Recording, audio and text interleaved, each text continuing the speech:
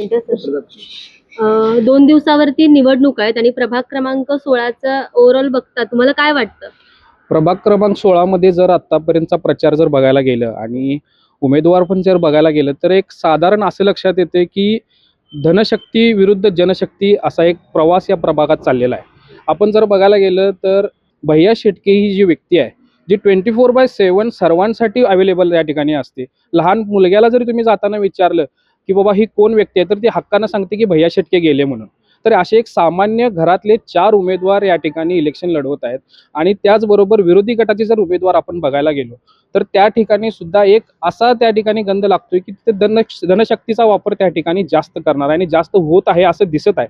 तर जनतेला माझं एवढंच म्हणणं आहे की तुम्हाला मध्यरात्री जर एखादा उमेदवार जर तुम्हाला हक्काचा पाहिजे असेल तर हे काँग्रेसचे 4ही उमेदवार तुम्ही त्यांना केव्हाही बोलवा ते तुमच्यासाठी धावून येतील अशी एक परिस्थिती या ठिकाणी आहे. तर जनतेच्या कोर्टात आता हा चेंडू आहे की आपण धनशक्तीला निवडून द्यायचं की जनशक्तीला निवडून द्यायचं.